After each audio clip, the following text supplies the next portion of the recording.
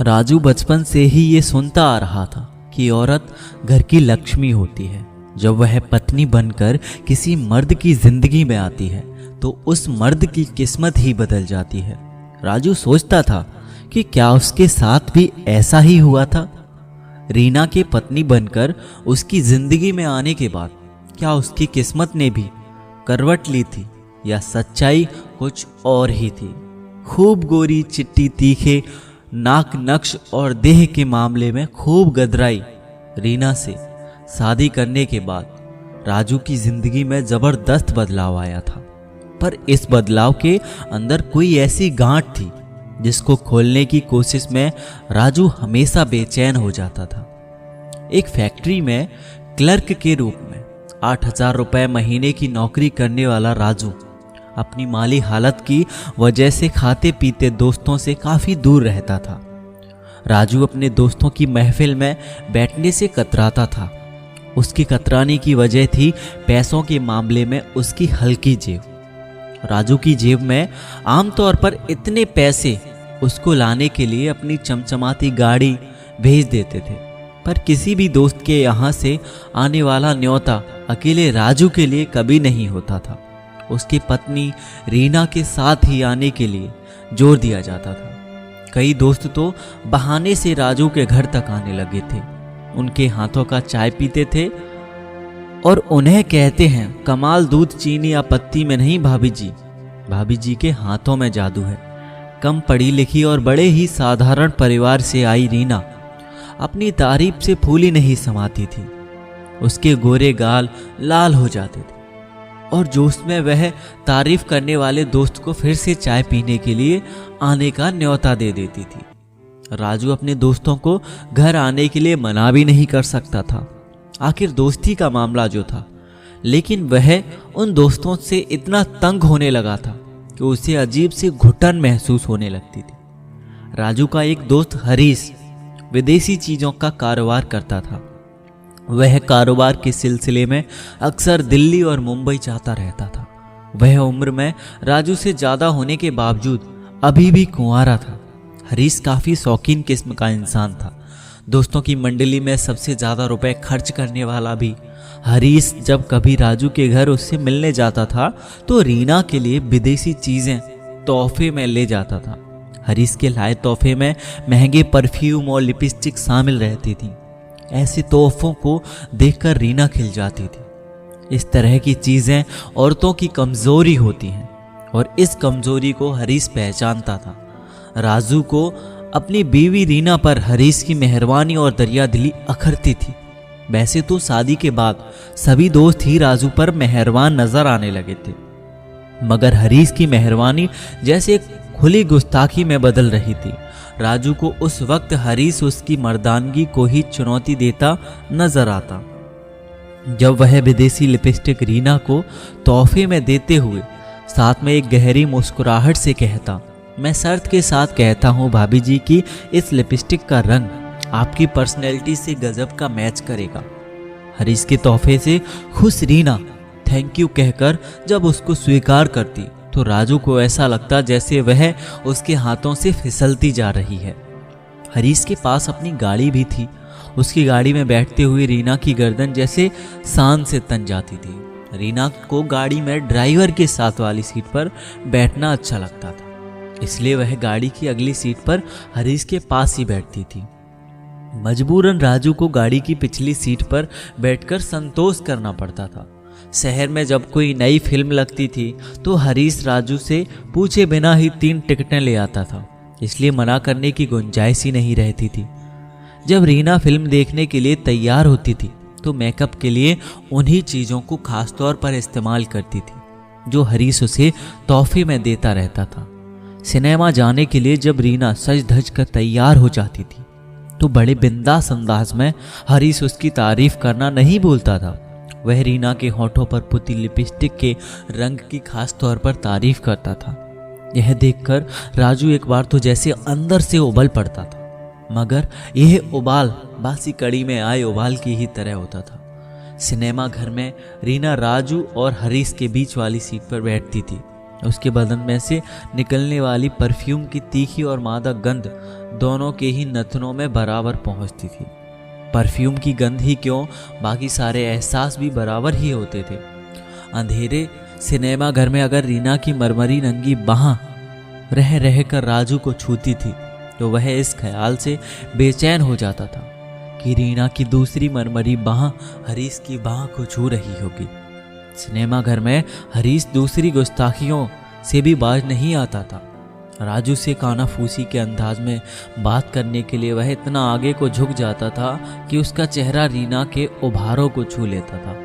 जब राजू उस दौर से गुजरता तब मन में इरादा करता कि वह खुले शब्दों में हरीश को अपने यहाँ आने से मना करेगा, पर बाद में वह ऐसा कर नहीं पाता था। शायद उसमें ऐसा करने की हिम्मत ही नहीं थी। वह शायद बुज़दिल था। हरीश की हिम्मत और बेबाकी लगातार बढ़ती गई। पहले तो राजू की मौजूदगी में ही बस उसके घर आता था, मगर अब वह उसकी गैर मौजूदगी में भी आने जाने लगा था। कई बार राजू काम से घर वापस आता तो हरीश उसको घर में रीना के साथ चाय की चुस्कियां भरते हुए मिलता। हरीश को देख राजू कुछ नहीं कह पाता था, मगर गुस्से के मारे ऐंठ जाता। राजू को देख हरीश बेशर्मी से कहता, इधर से गुजर रहा था तो सोचा कि तुमसे मिलता चलो, तुम घर में नहीं थे, मैं वापस जाने ही वाला था कि भाभी जी ने जबरदस्ती चाय के लिए रोक लिया। राजू जानता था कि हरीश सरासर झूठ बोल रहा था, मगर वह कुछ भी कर नहीं पाता। जो चीज अब राजू को ज्यादा डराने लगी थी वह थी रीना का हाथों से फिसलकर दूर होने का एहसास। कुछ दिन तक राजू के अंदर विचारों की अजीब सी उथल पुथल चलती रही, पर हालात के साथ समझौता करने के अलावा उसको कोई दूसरा रास्ता नहीं सूझ रहा था। राजू को मालूम था कि उस जैसे साधारण आदमी की सोसाइटी में जो शान एकाएक बनी थी वह उसकी हसीन बीवी के चलते ही बनी थी, वरना 5 सितारा होटलों, फरमाइशों की महंगी पार्टियों में शिरकत करना उसके लिए एक हसरत ही रहती। एक सच यह भी था कि पिछले कुछ महीनों से राजू को इन सब चीज़ों से जैसे एक लगाव हो गया था। यह लगाव ही जैसे कहीं ना कहीं उसे उसकी मर्दानगी को पलीता लगता था। रीना भी जैसे अपने रूप रंग की ताकत को पहचानने लगी थी। तभी तो रीना के हरीश शरीके दोस्तों से कई फरमाइश करने से वह कभी झिझकती नहीं थी। देखा जाए तो शादी के बाद रीना की ख्वाहिशें राजू की जेब से नहीं बल्कि उसके दोस्तों की जेब से पूरी हो रही थी। राजू को यह भी एहसास हो रहा था कि झूठी मर्दानगी में खुद को धोखा देने से कोई फायदा नहीं। अगर उसका कोई दोस्त उसकी बीवी के होठों के लिए लिपस्टिक का रंग पसंद करता था तो उसके असली माने क्या हो सकते थे। अपनी खूबसूरत बीवी के खोने का डर राजू को लगातार सता रहा था। उसके इस डर के बीच कई तरह की बातें राजू के मन में अचानक ही उठने लगी थी। पति की जगह एक लालची इंसान उसके विचारों पर हावी होने लगा था। राजू को लगने लगा था कि उसकी बीवी वास्तव में खूबसूरत थी और उसके यार दोस्त काफी सस्ते में ही उसको इस्तेमाल कर रहे थे। अगर उसकी खूबसूरत बीवी अमीर दोस्तों की कमजोरी थी तो उनकी इस कमजोरी का फायदा वह अपने लिए क्यों नहीं उठाता था। इस बात में कोई शक नहीं कि हरीश जैसे अमीर और रंगीन मिजाज दोस्त रीना के कहने पर उसके लिए कुछ भी कर सकते थे। राजू की सोच बदली तो उसकी वह तकलीफ भी कम हुई जो दोस्तों के अपनी बीवी से रिश्तों को लेकर उसके मन में बनी हुई थी। शर्म और मर्दानगी से किनारा करके राजू ने मौका पाकर रीना से कहा, क्या तुमको नहीं लगता कि हमारे पास भी रहने के लिए एक अच्छा घर और सवारी के लिए अपनी कार होनी चाहिए। इस पर रीना की होठों पर एक अजीब तरह की मुस्कुराहट फैल गई। उसने जवाब में कहा, तुम्हारी 8,000 रुपए की तनख्वाह को देखते हुए मैं इन चीज़ों के सपने कैसे देख सकती हूँ। कुछ कोशिश करने से सब कुछ हासिल हो सकता है। वह कैसे?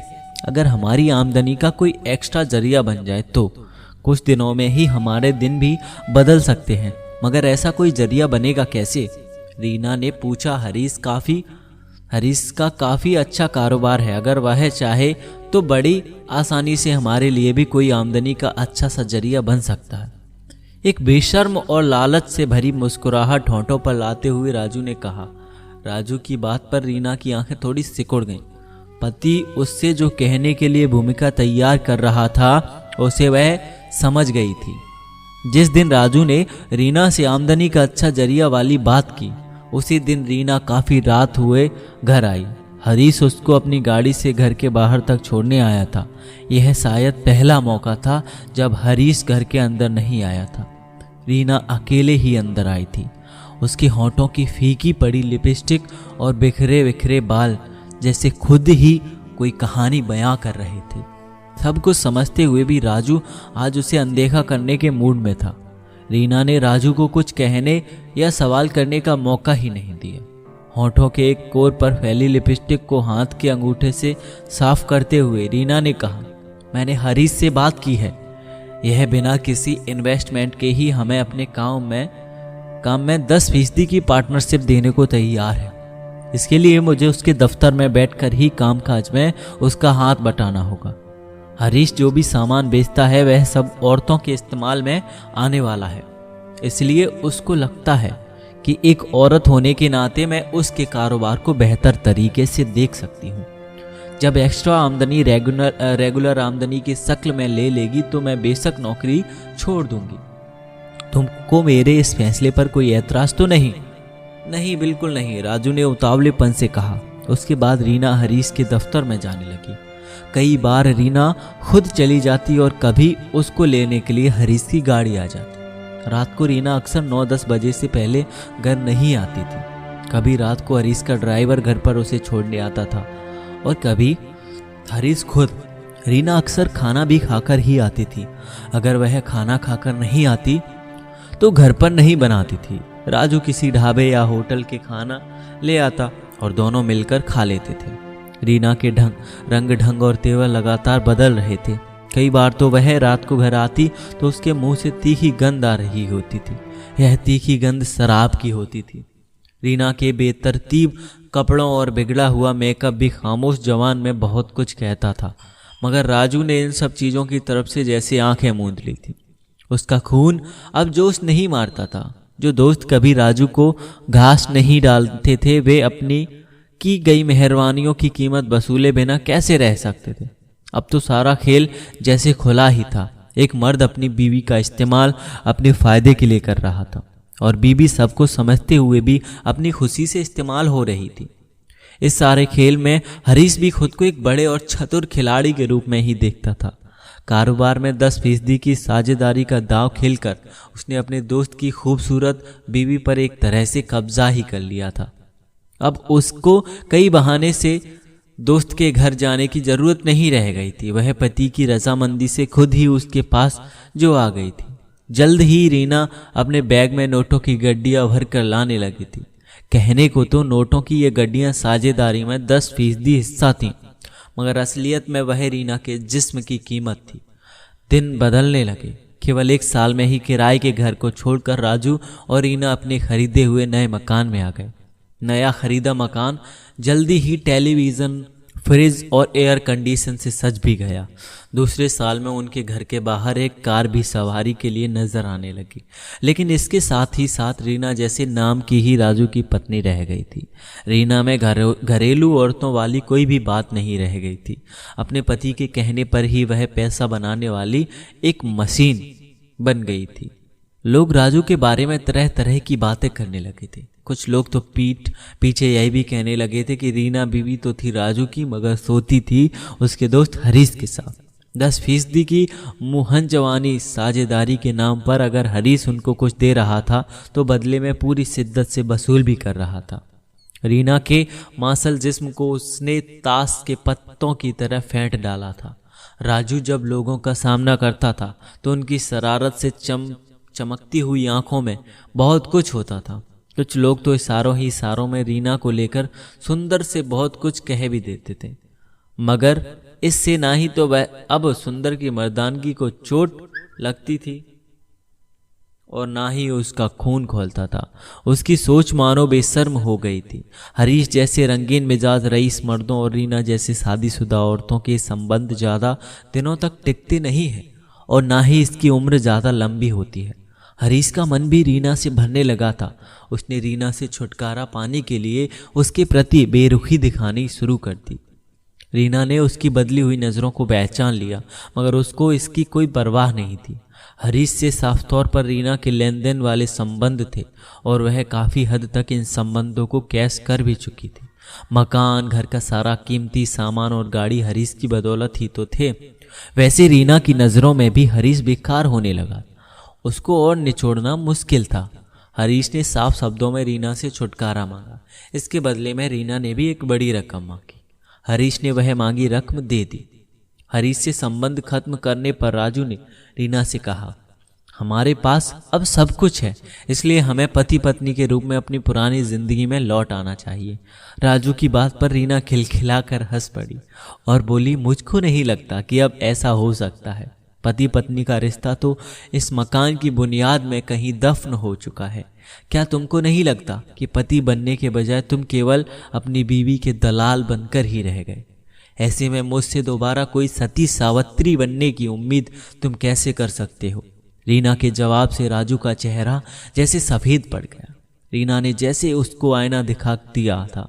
रीना वह औरत नहीं रह गई थी जो अब घर की चार दीवारी में बंद होकर रह पाती। राजू भी जान गया था कि उसने अपनी बीवी को दोस्तों के सामने चारे के रूप में इस्तेमाल करके हासिल तो बहुत कुछ कर लिया था, मगर अपने ज़मीर और मर्दानगी दोनों को ही गंवा दिया था। हरीश को छोड़ने के बाद रीना ने राजू के एक और अमीर दोस्त दिनेश से संबंध बना लिया। उधर रीना बाहर मौज मस्ती कर रही थी, इधर राजू ने खूब शराब पीनी शुरू कर दी। कभी कभी शराब पीकर राजू इतना बहक जाता कि गली मोहल्ले के बच्चे उसका मजाक उड़ाते और उस पर कई तरह की फप्तियां भी कसते। कुछ फप्तियां तो ऐसी कड़वी और धारदार होती थी कि नशे में होने के बावजूद राजू खड़े खड़े ही जैसे 100 बार मर जाता। जैसे शराब के नशे में एक बार जब राजू लड़खड़ा कर गली में गंदी नाली के पास गिर पड़ा तो वहां खेल रहे कुछ लड़के खेलना छोड़ उसे उठाने के लिए लपकने को हुआ तो उनमें से एक लड़के ने उनको रोक लिया और बोला, रहने दो, मेरा बापू कहता है कि यह अपनी औरत की घटिया कमाई खाने वाला इज्जतदार और शरीफ लोगों को इससे दूर रहना चाहिए। एक लड़के का इतना ही कहना था कि बाकी लड़कों के कदम वहीं रुक गए। शराब के नशे में लड़खड़ा कर राजू गिर जरूर गया था, मगर बेहोश नहीं था। लड़के के कहे हुए शब्द गरम लाहवे की तरह उसके कानों में उतर गए। अपनी बुज़दिली और लालच के चलते आज राजू कितना नीचे गिर चुका था, इसका सही एहसास गली में खेलने वाले लड़कों के मुंह से निकले शब्दों से उसे हो गया था। दोस्तों, आज की कहानी से आप लोगों को बहुत कुछ सीखना चाहिए। आज की कहानी से आप लोगों को सीखना चाहिए, हाँ, पैसे कमाने के तरीके होते हैं, मगर कभी भी हमें जीवन में इस तरीके से कोई भी शॉर्टकट नहीं लेना चाहिए, ना ही इस तरीके के काम करने चाहिए, ना ही किसी स्कीम वगैरह में फ्रॉड के चक्कर में आपको पड़ना चाहिए। मिलते हैं अगली वीडियो में, तब तक के लिए जय हिंद, जय भारत, वंदे मातरम। आपको ये कहानी कैसी लगी मुझे कमेंट बॉक्स में ज़रूर बताना, और अगर चैनल को सब्सक्राइब नहीं किया है तो ऐसी कहानियाँ सुनने के लिए चैनल को सब्सक्राइब करके घंटी पर टच जरूर करिएगा। मिलते हैं अगली वीडियो में, तब तक के लिए जय हिंद, जय भारत, वंदे मातरम।